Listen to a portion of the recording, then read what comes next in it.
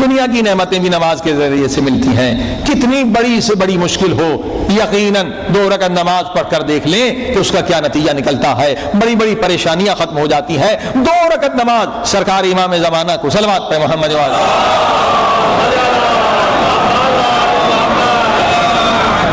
یہ تجربہ شدہ عمل ہے. 2 رکعت نماز پڑھ لیں امام زمانہ کی, کتنی بڑی مشکل ہو, کتنی بڑی بیماری ہو. نماز کا طریقہ کیا ہے؟ اس نماز میں پروردگار نے طاقت رکھی ہے. اس توسل امام زمانہ اجل اللہ تعالی فرج شریف.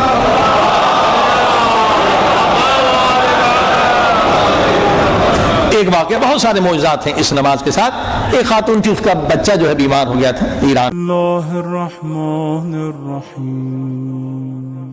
میں عرض کرنے والا ہوں, مولا علی میدان جنگ میں ہے, کافر سامنے آ گیا, لڑتے لڑتے مولا علی نے اس کی تلوار کو توڑ دیا. تلوار ٹوٹ چکی ہے. اب یہاں پر کافر نے نہیں معلوم کیا سوچا, موت اسے سامنے نظر آئی. کہا یا علی, میں نے سنا ہے کہ آپ بہت بڑے سخی ہیں. مولا علی نے فرمایا تو نے صحیح سنا ہے. کہا اگر واقعاً آپ سخی ہیں تو اب میرے پاس تلوار نہیں ہے, میری تلوار ٹوٹ چکی ہے. اگر آپ سخی ہیں تو اپنی تلوار مجھے خیرات میں دے دیں. دشمن سوال کر رہا ہے, میدان جنگ میں سوال کر رہا ہے. مولا نے فرمایا بس اتنا سوال ہے. مولا نے دشمن کے سامنے, کافر کے سامنے, قاتل کے سامنے اپنی تلوار پھینک دی. تلوار چاہیے, یہ تلوار لے لو. تلوار کا پھینکنا کیا تھا, تلوار کا دینا کیا تھا. اللہ اکبر. اس کافر کے دل پر اتنا اثر ہوا, اتنا اثر ہوا کہ تلوار کی طرف نہیں بڑھا بلکہ مولا علی کے قدموں کی طرف بڑھا. کہا مولا میں مسلمان بننا چاہتا ہوں, آپ مجھے کلمہ پڑھوا دیں. اللہ اکبر. اب آپ نے دیکھا جہاں تلوار چلانے کی ضرورت تھی وہاں اہل بیت نے تلوار چلائی ہے, اور جہاں تلوار کی ضرورت نہیں تھی وہاں یہ لوہے کی تلوار سے نہیں بلکہ اخلاق کی تلوار سے مسلمان بنائے.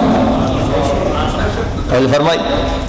اب جناب جنگ تو ہو گئی ختم. اصحاب نے مولا علی کو گھیرے میں لے لیا کہ یا علی آج تو آپ نے بہت خطرناک کام کیا تھا.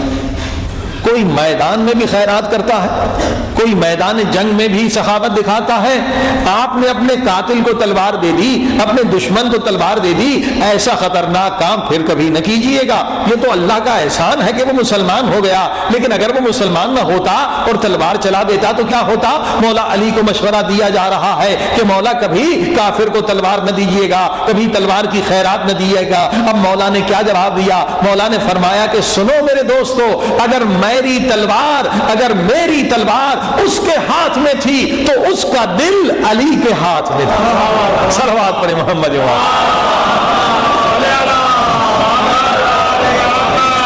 اہل بیت دلوں کو فتح کرنے کے لیے آئے ہیں, دلوں پر حکومت کرنے کے لیے آئے ہیں.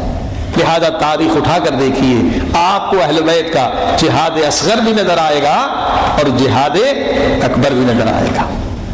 اور آج جس زمانے میں ہم زندگی بسر کر رہے ہیں, اس زمانے میں جہاد اکبر کی بے انتہا ضرورت ہے, کیونکہ قدم قدم پر گناہ ہے, قدم قدم پر بے حیائی ہے, قدم قدم پر فتنے اور فساد ہیں. عزیزان گرامی, اور اللہ نے اعلان کر دیا کہ جہاد کے بغیر کوئی جنت میں جا نہیں سکتا. اور جہاد اکبر کا تعارف ہو چکا ہے کہ انسان کے اندر 2 طاقتیں ہیں. ایک طاقت کا نام نفس امارہ ہے جو ہمیشہ 24 گھنٹے ہمیں گناہ کی طرف لے جانا چاہتی ہے. اس نفس امارہ کو گناہ پسند ہے, تو اس کے مقابلے میں دوسری طاقت ہے جس کا نام ہے روح امری. اور روح امری کو کیا پسند ہے؟ اس کو عبادت پسند ہے. دونوں کے مزاج میں کتنا تضاد ہے. تھوڑی اس کی آواز زیادہ گونج رہی ہے, کم کر دیں. صلوات پڑھیں محمد وان.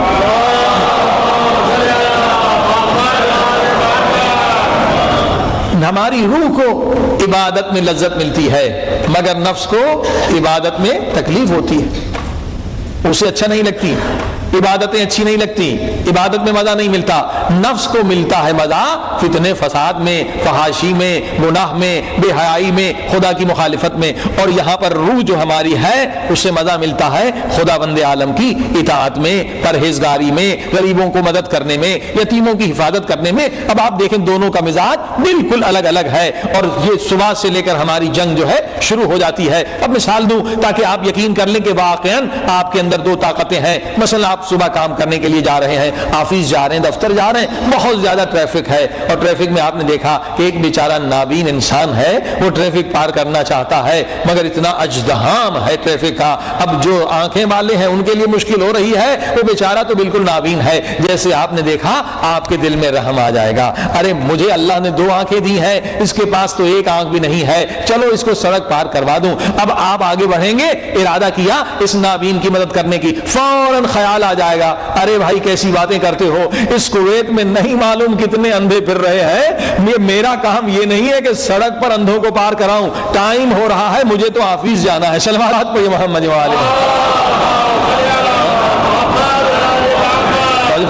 فوراً نفس کا دوسرا خیال آ جائے گا کہ میرا یہ کام نہیں ہے کہ میں سڑک پہ اندھوں کو پار کراتا پھروں، نہیں معلوم کتنے اندھے ہیں، مجھے دفتر جانا ہے، چھوڑو اس بات کو۔ اب آپ نے دیکھا جہاں نیکی کا سوال اٹھتا ہے، نیکی کا خیال آتا ہے، نیکی سامنے آتی ہے، فوراً نفس امارہ روکتا ہے۔ جہاں پر کوئی فقیر آ گیا، مجھے اللہ کی راہ میں روٹی کھلا دو، فوراً دل میں رحم آ جاتی ہے، ارے بھائی اس کو 2 روپے دے دوں، مگر فوراً نفس روکتا ہے، نہیں معلوم کتنے فراڈی ہیں، یہ بھی انہی میں سے نہ ہو۔ تو جو فرمائی آپ نے کہ جہاں نیکی سامنے آتی ہے یہ نفس انسان کو نیک عمل کرنے سے روکتا ہے، کیونکہ اسے نیکی پسند ہی نہیں ہے، اور روح جو ہماری ہے اسے گناہ پسند ہی نہیں۔ صلوات پڑھی محمد وآلہ اب آپ نے یقین کر لیا کہ انسان کے اندر میں، انسان کے وجود کے اندر، دماغ کے اندر 2 طاقتیں ہیں، ایک طاقت کہتی ہے نیکی کرو، دوسری طاقت کہتی ہے گناہ کرو، ایک طاقت کہہ رہی ہے خدا کی طرف چلو، ایک طاقت کہتی ہے حرام کی طرف چلو، اور دونوں میں ہے جنگ، اور اس جنگ کا نام جہاد اکبر ہے۔ اب بڑی جہاد، سب سے بہت بڑا جہاد، جہاد اکبر کیوں کہا گیا، جہاد اصغر کیوں نہیں کہا گیا؟ عزیزان گرامی 2 وجوہات، کل بھی پرسوں بھی عرض کیا تھا۔ ایک وجہ تو یہ ہے کہ یہ جہاد جو ہے یہ جنگ 1-2 سال کی نہیں، 10 سال کی نہیں، 20 سال کی نہیں، جب تک ہمارے جان میں جان ہے، زندگی ہے، تب تک یہ جنگ جاری ہے۔ اور دوسری وجہ یہ ہے کہ وہ جو جنگیں لڑی جاتی ہیں، جہاد اصغر جسے کہا گیا، اس میں 2 باتیں ہیں، اگر آپ لڑنے گئے یا تو آپ غازی بن کر آئیں گے یا آپ شہید ہو کر آئیں گے، 2 ہی چیزیں، یا غازی بن کر آئیں گے، فتح ملی تو غازی، اگر مارے گئے تو شہید۔ مگر یہ جنگ اس سے زیادہ سخت ہے، کیوں؟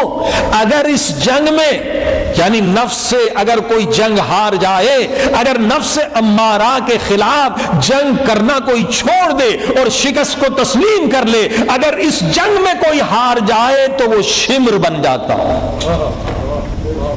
اور یہ فرمائی اگر انسان خود کو نفس امارے کے حوالے کر دے کہ شراب خانے لے جا رہا ہے چلے جاؤ، جوا خانے لے جانا چاہتا ہے چلے جاؤ، زنا کی طرف چاہ رہا ہے لے جانا چلے جاؤ، حرام کی طرف، فتنے کی طرف، ہاں ایسے انسان چھوڑ دے اور جنگ نہ کرے تو انسان شمر بن جاتا، انسان یزید بن جاتا ہے، انسان فرعون بن جاتا ہے۔ یہ جو تاریخ میں فرعون و یزید نظر آتے ہیں یہ وہ لوگ ہیں جنہوں نے نفس امارہ کے خلاف لڑنا چھوڑ دیا، شکست کو تسلیم کر دیا، جہاں نفس لے جائے، جہاں شیطان لے جائے۔ یعنی اتنا اہم مسئلہ ہے کہ اگر ہم یہ جنگ نہ لڑیں یا جنگ میں شکست کھا جائیں تو ظاہراً مومن ہوں گے لیکن حقیقت میں مومن نہیں رہیں گے، شمر بن جائے گا انسان، یزید بن جائے گا، فرعون بن جائے گا۔ اور اگر اس جنگ میں کوئی کامیاب ہو جائے تو وہ سلمان فارسی بنتا۔ کتنی عظیم جنگ ہے، ابو ذر غفاری بن جاتا ہے، عمار یاسر بن جاتا ہے، حبیب ابن مظاہر بن جاتا ہے اگر انسان اس جنگ میں کامیاب ہو۔ صلوات پڑھیں محمد۔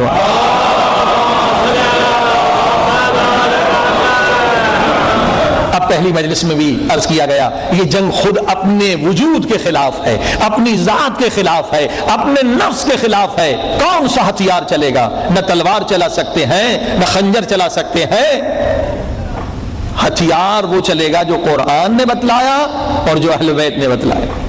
ایک ہتھیار آپ سن چکے ہیں، یا ایھا الذین آمنوا استعینوا بالصبر والصلاۃ، اے مومنو مدد حاصل کرو، کس سے؟ صبر سے اور نماز سے۔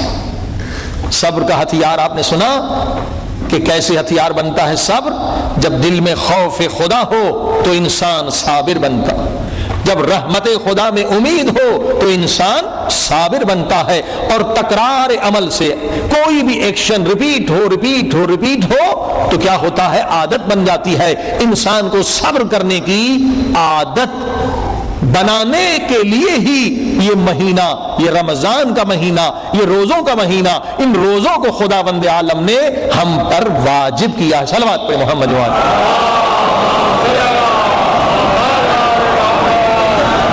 واقعاً یہ صبر ہے، روزہ صبر ہے، نہ کچھ کھانا ہے نہ پینا، حالانکہ کوئی عمل نہیں کرتے آپ، کسی عمل کا نام نہیں ہے روزہ کہ آپ کو کچھ کرنا پڑتا، لیکن کیوں اتنا اجر ہے، کیوں اتنا ثواب ہے؟ اس لیے کہ اس میں صبر ہے۔ کوئی عمل آپ نہیں کر رہے کہ بھی آپ نے 1000 رکعت نماز پڑھی ہو، نہیں، یہ کیا ہے؟ کوئی عمل نہیں ہے، مگر سب سے بڑا عمل ہے، کیونکہ آپ صابر ہیں، اس وقت نہ کھا رہے ہیں نہ پی رہے ہیں، یہ صبر ہے۔ اور عزیزان گرامی، اسی لیے پروردگار نے روزے کو واجب کیا ہے کہ اے انسان، اگر تو صابر نہیں ہو سکتا تو تو جہاد اکبر میں کامیاب بھی نہیں ہو سکتا۔ یہ صبر روزہ سکھاتا ہے۔ عزیزان گرامی، اب چلیے نماز کی طرف۔ نماز بھی ہتھیار ہے، نماز بہترین ہتھیار، نفس کو شکست دینے کے لیے، شیطان کو شکست دینے کے لیے نماز کو معمولی نہ سمجھیں، بلکہ میری نظر میں صرف ایک ہتھیار نہیں، نماز ایک پورا لشکر ہے جو آپ کی مدد کرتا، نفس کو شکست دینے میں، شیطان کو شکست دینے میں، جہاد اکبر میں کامیاب ہونے میں نماز ایک پورا لشکر ہے۔ اور ابھی روایات اور تجربات سے عرض کرنے والا ہوں عزیزان گرامی، یہ نماز کیا ہے؟ یہ نماز روح کی غذا ہے۔ اب جنگ ہے نا، دو پہلوان آپس میں لڑتے ہیں، یقیناً ایک کو شکست ملنی ہے، ایک کو فتح ملنی ہے، اور شکست کون کھاتا ہے؟ جو کمزور ہوتا ہے، کمزور شکست کھاتا ہے، طاقتور شکست دیتا ہے۔ اب مسئلہ یہ ہے، ہمیں کرنا ہے جہاد اکبر، ہمیں کرنی ہے جنگ، کس کے خلاف؟ نفس امارہ کے خلاف۔ اگر نفس امارہ طاقتور ہے تو روح کو شکست مل جائے گی، اگر روح طاقتور ہے تو نفس کو شکست مل جائے گی۔ اچھا، دونوں کی غذا بھی دیکھ لیں، قرآن سے معلوم کر لیں، نفس کو غذا کہاں سے ملتی ہے؟ ہر گناہ نفس کو طاقتور بناتا ہے، حتیٰ کہ علماء کہتے ہیں کہ مذاق میں بھی جھوٹ نہ بولیں، کیوں؟ اس سے نفس کو طاقت ملتی، نفس طاقتور ہوتا ہے، ہر گناہ چھوٹا ہو یا بڑا نفس انسان کا پاورفل ہو جاتا ہے، اور روح ہر عبادت چھوٹی ہو یا بڑی، عبادت کتنی بھی چھوٹی ہو اس سے بھی انسان کی روح کو طاقت ملتی ہے۔ اللہ اکبر، واقعاً ایسا ہے۔ ایک قصہ ہے ضمن ذہن میں آ گیا کہ چھوٹا عمل بھی جو ہے روح کو طاقتور بنا دیتا ہے۔ ایک سچا قصہ ہے کہ ایک نوجوان تھا، کسی لڑکی پر عاشق ہو گیا، شادی کرنا چاہا، ماں باپ نے منع کر دیا، اب وہ غلط طریقوں کے پیچھے چلا کہ جادو وغیرہ سیکھ لوں تو یہ شاید لوگ راضی ہو جائیں۔ جادوگر نے کہا بھی جادو جو ہے اس کا اثر تب ہوگا کہ 40 دن تو کوئی نیک عمل نہ کرے، تو حرام ہے جادو، اسی لیے کوئی نیک عمل تو نے کیا تو جادو سیکھ نہیں سکتا ہے، کوئی نیک عمل نہیں کرنا اور 40 دن تو نے کچھ نہ کچھ حرام بھی کھانا، یہ شیطانی علم ہے۔ اس نے وہی کیا، اور 40 دن کے بعد آیا استاد جادوگر کے پاس، میں جادو سکھا، اب اس نے جو منتر شنتر سکھائے تو دیکھا نہیں تو نہیں سیکھ سکتا، تو نے 40 دن میں کوئی اچھا عمل ضرور کیا ہے کہ تیرے روح کے اندر طاقت ہے اور روح رکاوٹ بن رہی ہے جادو کے سیکھنے، نہیں سیکھ سکتا۔ کہا استاد میں نے کوئی عمل نہیں کیا، نہ نماز پڑھی، نہ روزہ، نہ قرآن، نہ کچھ بھی نہیں، مجھے جادو سیکھنا ہے، 40 دن میں نے کوئی عمل۔ کہا نہیں، روح تیری بتلا رہی ہے کہ تو نے کوئی نیک عمل کیا۔ اب بہت سوچا، اب ہاں کہا ہاں ایک عمل، کہا کیا؟ کہا سڑک سے گزر رہا تھا، بچے بھی گزر رہے تھے، تو ایک پتھر تھا وہ سڑک سے میں نے ہٹا کے راستے سے دور کر دیا۔ کہا بس یہی عمل نیک تھا۔ اللہ اکبر، یہیں پر وہ نوجوان منقلب ہوا کہ اللہ اکبر، اتنا چھوٹا عمل جسے میں بھول گیا ہوں، مگر اس میں اتنا اثر ہے کہ میری روح جو ہے رکاوٹ بن رہی ہے، تو میں اس لڑکی کی فکر میں کیوں رہوں، کیوں نہ خدا کا عاشق بن جاؤں. صلوات پڑھیں محمد.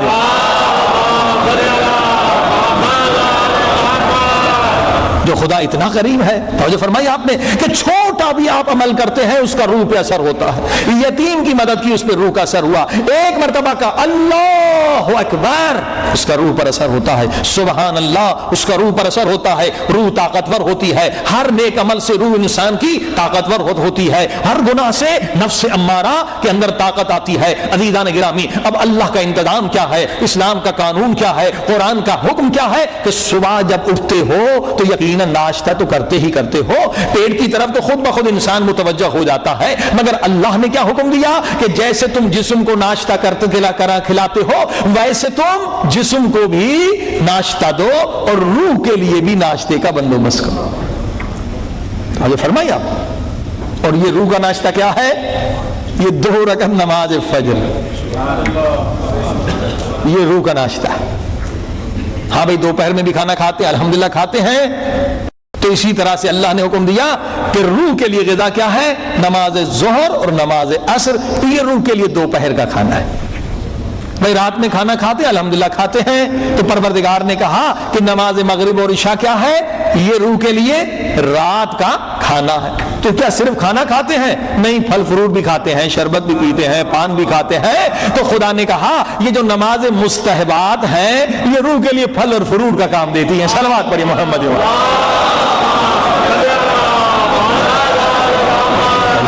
تاکہ انسان کی روح طاقتور رہے، نفس کا مقابلہ کر سکے. اور پھر یہ آج کل کے ڈاکٹروں نے کہا کہ بھئی اگر آپ چاہتے ہیں کبھی بیمار نہ ہو، بیماری کی وجہ کیا ہے؟ کوئی نہ کوئی وٹامنس کی کمی ہو جاتی ہے، منرلز میں سے کوئی چیز، کیلشیم کم ہو گئی، یہ چیز کم ہو گئی، انسان بیمار ہو جاتا ہے. تو روزانہ ایک ملٹی وٹامن کھا لیا کریں تو آپ بیمار نہ ہو. تو قرآن نے کہا اگر چاہتے ہیں کہ روح آپ کی بیمار نہ ہو، روح آپ کی کمزور نہ ہو، تو ایک ملٹی وٹامن جو ہے وہ قرآن نے بھی بتلائی ہے روح کے لیے. وہ ملٹی وٹامن کیا ہے؟ وہ ہے نماز تہجد.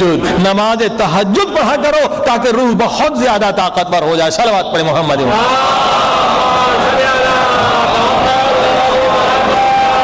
اب آپ نے دیکھا، اب ہم نے بیچاری روح کو ناشتہ بھی نہیں کھلایا اور لے کر آئے میدان میں.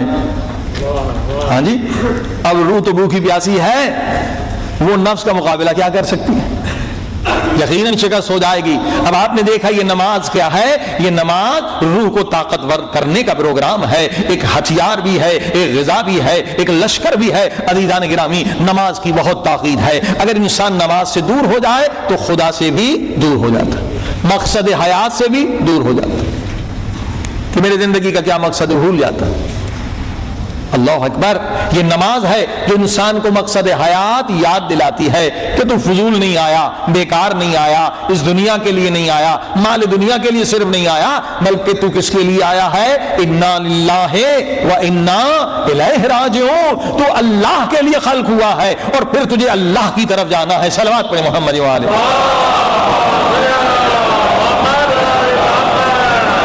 اللہ اکبر. لیکن نماز کی خوبی یہ ہے اس میں ہماری دنیا بھی ہے اور آخرت بھی ہے.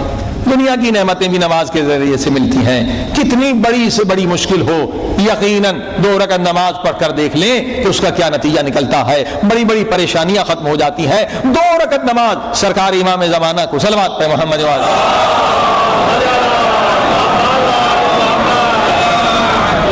یہ تجربہ شدہ عمل ہے.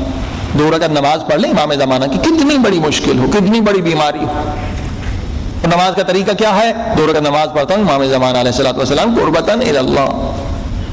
2 رکعت نماز فجر کی طرح ہے، مگر فرق یہ ہے اس نماز میں کہ جب ہاتھ میں تسبیح لے لیں، سورہ الحمد پڑھیں تو ایاک نعبد و ایاک نستعین یہ 100 مرتبہ پڑھیں،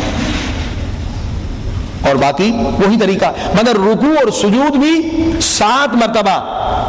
رکوع میں کہنا سبحان ربی العظیم و بحمدہ 7 مرتبہ، اور سجدے میں بھی 7 مرتبہ سبحان ربی الاعلی و بحمدہ 7 مرتبہ کہنا. نماز باقی ویسی نماز ہے جیسے فجر پڑھتے ہیں. نماز ختم ہو جائے تسبیح پڑھ لیں اور ایک تسبیح سجدے میں جا کے صلوات درود کی پڑھ لیں. بڑی سے بڑی مشکل حل ہو جاتی ہے.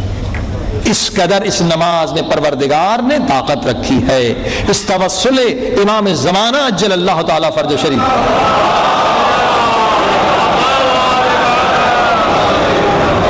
ایک واقعہ، بہت سارے معجزات ہیں اس نماز کے ساتھ۔ ایک خاتون تھی، اس کا بچہ جو ہے بیمار ہو گیا تھا ایران میں، بول نہیں سکتا تھا، گونگا بہرا ہو گیا، پہلے ٹھیک تھا، اب وہ بچوں سے کھیلنا بھی اس نے چھوڑ دیا، کیونکہ بچے اس کا مذاق اڑاتے تھے، 4-5 سال کا بچہ تھا، پہلے سمجھتا تھا، نہ سنتا ہے نہ بولتا ہے، بالکل گھر میں اکیلا اکیلا گوشہ نشین۔ اب ماں کا دل جل رہا ہے، باپ کا دل، ڈاکٹروں نے لا علاج کر دیا اور یہ چلی گئی جمکران، مسجد امام زمانہ عجل اللہ تعالیٰ فرج شریف، قم میں جو مشہور مسجد، ہزاروں کو آج بھی وہاں سے شفا مل رہی، لاکھوں لوگ آتے ہیں الحمدللہ، خصوصاً 15 شعبان میں کہتے ہیں کہ 5 لاکھ سے زیادہ لوگوں کا مجمع، اس قدر لوگ آتے ہیں، اس قدر عشق رکھتے ہیں مولا سے۔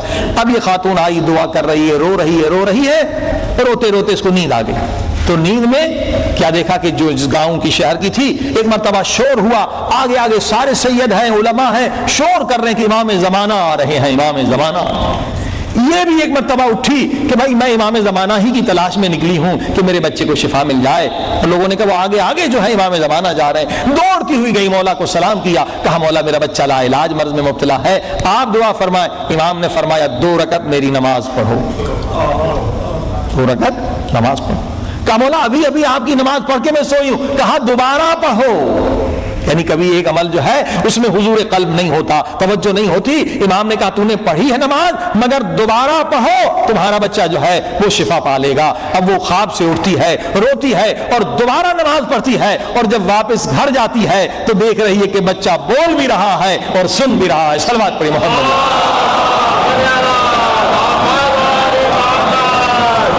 کوئی مشکل نہیں اہل بیت نے جس کے لیے نماز نہ بتلائی ہے، ہر مشکل کے لیے ایک نماز، 200 مستحبات نمازیں ہیں اہل بیت نے بتلائی۔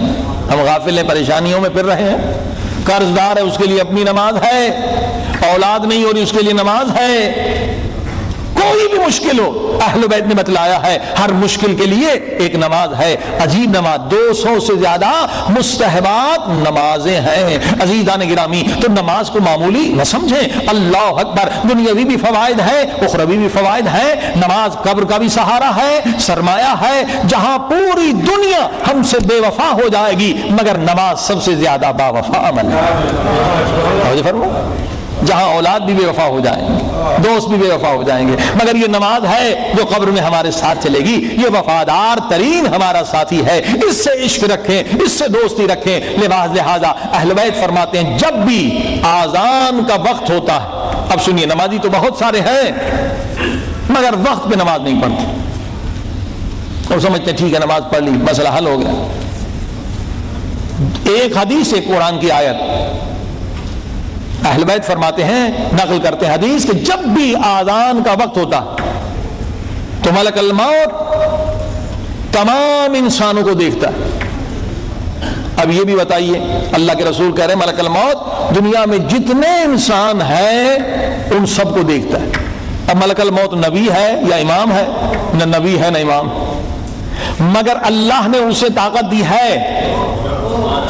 فرمائی شیعہ سنی سب نے نقل دیا کہ جب بھی آذان کا وقت ہوتا ہے تو ملک الموت کائنات کے تمام انسانوں کو دیکھتا ہے کہ کون نماز پڑھ رہا ہے، کون نماز سے دور ہے۔ عزیزان گرامی، یہ ملک الموت وہ ہے کہ جب تمام فرشتے آدم کو سجدہ کر رہے تھے تو یہ بھی سجدہ کرنے والوں میں شامل تھا،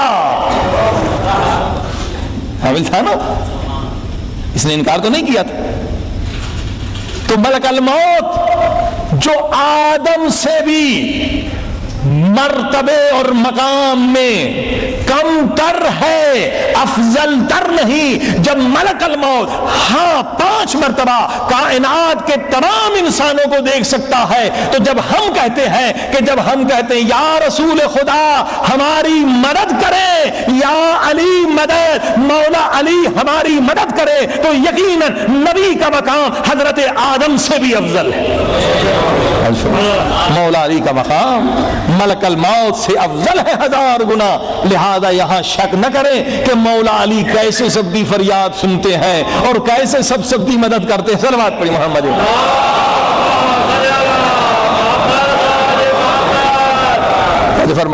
ملک الموت ہر انسان کو دیکھتا ہے، کون نماز پڑھ رہا ہے اور کون یہ نہیں کہ نماز بے نمازی، فضیلت کے وقت پہ کون نماز پڑھ رہا ہے، کہ اذان آ گئی اب کون نماز پڑھ رہا ہے، ملک الموت بعد میں نہیں دیکھتا، اس وقت دیکھتا کہ اب فضیلت کے وقت پہ کون نماز پڑھ رہا ہے اور کون نہیں پڑھ رہا۔ اب امام فرماتے ہیں، حدیث کو نقل کرتے ہیں، جن جن کو ملک الموت دیکھتا ہے کہ یہ فضیلت کے وقت میں نماز پڑھ رہے ہیں، ان کی روح بڑے آرام سے نکالتا ہے، انہیں سکرات میں کوئی تکلیف نہیں ہوتی۔ نمازی ہے مگر ابھی دفتر کے کاموں میں مشغول ہیں، نمازی ہیں مگر ابھی گاڑی چلانے میں مشغول ہیں، نمازی ہیں مگر ابھی کھانے پینے کے کاموں میں مشغول ہیں، ٹی وی دیکھنے میں مشغول ہیں، آخر میں جب فراغت ہو گئی تو پھر جا کے نماز پڑھ لیں گے۔ عزیزان گرامی، یہ نماز تو ہے مگر یہ نماز سکرات کے عذاب سے نہیں بچا سکتی۔ یہ تو ہو گئی حدیث۔ اب قرآن کی آیت سن لیں، فَوَيْلٌ لِّلْمُصَلِّينَ الذین فی صلاتہم ساہون، جہنم ہے، چاہے ایک دن کے لیے ہی کیوں نہ ہو، جہنم ہے ان نمازیوں کے لیے، بے نمازیوں کے لیے نہیں کہا، نمازیوں کے لیے۔ نمازی ہیں مگر خدا کہتا ہے انہیں بھی ایک دو دن جہنم کی سیر کرنی ہے۔ فویل للمصلین، جہنم ہے ان نمازیوں کے لیے جو نمازی تو ہیں مگر نماز میں سستی کرتے ہیں۔ اللہ اکبر، جب نماز میں سستی کرنے والوں کے لیے جہنم ہے تو جو نماز نہ پڑھنے والے ہیں ان کے لیے کیا ہوگا؟ توجہ فرمائی، نمازی ہے مگر نماز میں سستی کرتے ہیں، قرآن کہہ رہا ہے ان کے لیے بھی جہنم میں جانا ہوگا۔ اب حضرت امام جعفر صادق علیہ الصلوۃ والسلام الفدا، امام سے اس آیت کی تفسیر پوچھی گئی، مولا نمازی ہیں مگر جہنم میں جائیں گے، یہ کون سے نمازی ہیں؟ فرمایا یہ وہ نمازی ہیں جو نماز پڑھتے ہیں مگر فضیلت کے وقت پہ نہیں پڑھتے، اس کے عین وقت پہ نہیں پڑھتے بلکہ دیر سے نماز پڑھتے، فضیلت کا وقت گزر جاتا۔ اب آیت بھی سن لی، آپ حدیث بھی سن لی کہ نماز کی کتنی اہمیت ہے، نماز پڑھیں تو وقت پر پڑھیں، نماز فضیلت کے وقت پہ پڑھنے کا بہت زیادہ ثواب ہے، اور خصوصاً مولا علی کے ماننے والوں کو نماز میں کبھی سستی نہیں کرنی چاہیے۔ کوئی دوسرا کرے تو کرے مگر جس کا امام علی ہے، جس کا امام امام حسن ہے، جس کا امام امام حسین ہے، وہ کبھی نماز میں سستی نہ کرے، کیونکہ مولا علی کا سر بھی نماز میں تھا، سجدے میں تھا، شہادت کا جام نوش کیا، مولا حسین کا سر بھی سجدے میں ہے، اور پوری زندگی جس طرح سے مولا علی نے نماز پڑھی ہے، علی نے اتنی نمازیں پڑھی ہیں، علی اتنے نمازی ہیں کہ صرف نمازی نہیں بلکہ علی مجسم خود نماز ہے۔ کہتے ہیں نا کہ یہ انسان اتنا عادل ہے، اتنا عادل ہے، اتنا عادل ہے کہ یہ مجسم عدل ہے، خود عدل بن چکا ہے۔ تو علی اتنے نمازی ہیں کہ صرف علی نمازی نہیں بلکہ علی خود مجسم نماز ہے، خود علی مجسم نماز ہیں۔ اس قدر مولا علی کی نمازیں ہیں کہ جنگ صفین ہے، سخت جنگ لڑی جا رہی ہے، گردنیں کٹ رہی ہیں، تیروں کی بارش ہے، تلواروں کے حملے ہیں، نیزوں پہ نیزے گر رہے ہیں، چیخ و پکار بلند ہے، اور میدان جنگ میں مولا علی ہے، لیکن مولا بار بار آسمان کو دیکھ رہے ہیں۔ ابن عباس پریشان ہیں، مولا کیا کر رہے ہیں؟ مولا چاروں طرف سے تلواریں ہیں، نیزوں پہ نیزے، دشمن کے حملوں پر حملے، آپ دشمن سے غافل ہو رہے ہیں، آسمان کی طرف کیوں دیکھ رہے ہیں؟ مولا نے فرمایا آسمان کی طرف اس لیے دیکھ رہا ہوں کہ زوال ہوا ہے یا نہیں، نماز کا وقت ہوا ہے یا نہیں۔ ابن عباس نے حیران ہو کر کہا، مولا یہ وقت کوئی نماز کا ہے؟ مولا علی نے جلال میں آ کر کہا، ابن عباس کیا کہہ رہے ہو؟ اسی نماز کو قائم کرنے کے لیے تو میں تلوار چلا رہا ہوں۔ میری جنگ کوئی تخت و تاج کے لیے نہیں، میری جنگ اس لیے ہے کہ نماز قائم ہو جائے۔ نماز پڑھنا اور ہے، نماز کو قائم کرنا اور ہے۔ اگر انسان واقعی نماز کو قائم کر لے تو گناہ کرنے کی جرت نہیں کر سکتا، حرام کی طرف بڑھنے کی جرت نہیں کر سکتا۔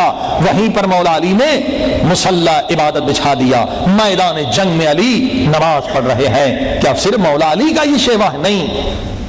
حضرت امام علی رضا علیہ الصلوۃ والسلام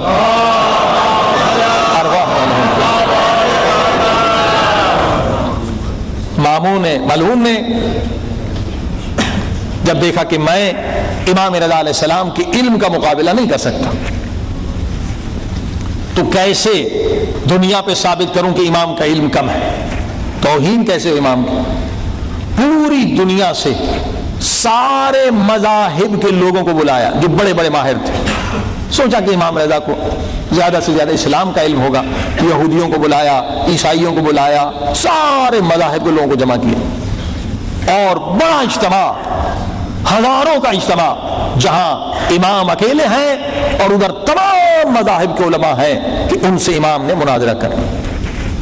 اس نے سوچا تھا کہ اس میں امام ہار جائیں گے اور امام کی شہرت ختم ہو جائے گی, مگر وہ چراغ کیا بجھے جسے روشن خدا کرے. اس جلسے میں امام کی عظمت میں 1000 گنا اور اضافہ کر دیا. جو نہ جاننے والے تھے وہ بھی عاشق امام ہو گئے, جو غافل تھے وہ بھی باخبر ہو گئے کہ یہ کتنے عظیم شان انسان ہیں, خدا کے نمائندے. یہ عیسائی سوال کر رہا ہے, اسے تورات سے جواب دے رہے ہیں. عیسائی شکست کھا گیا. ادھر سے یہودی اٹھا, ان کے علماء اس کے ساتھ تھے, ان کو تورات سے جواب دیا, وہ وہاں پر خاموش ہو گئے. اتنے لوگ آتش پرست آتے گئے, وہ جواب لیتے گئے, مسلمان ہوتے گئے. ستارہ ماننے والے مسلمان ہوتے چلے گئے, ایک پر ایک, دوسرے پر دوسرا, یہ سب تسلیم خم ہوتے چلے گئے. آخر میں ایک ایسا اٹھا جو خدا ہی کو نہیں مانتا تھا اور امام سے سوال کیا. جب امام نے جواب دیا وہ بھی شکست کھانے پر مجبور ہو گیا اور اتنے میں آذان کا وقت آ گیا.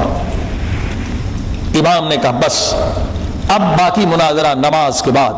تو وہ جو دہریہ کافر مسلمان ہو رہا تھا کہنے لگا یا امام رضا میرا دل پگھل چکا ہے, میں اسلام کے لیے آمادہ ہو چکا ہوں, فقط میرا ایک سوال, اس کا جواب دے دے تو میں کلمہ پڑھنے کے لیے تیار ہوں. امام نے کہا صحیح ہے, مگر پہلے نماز پھر تیرے سوال کا جواب.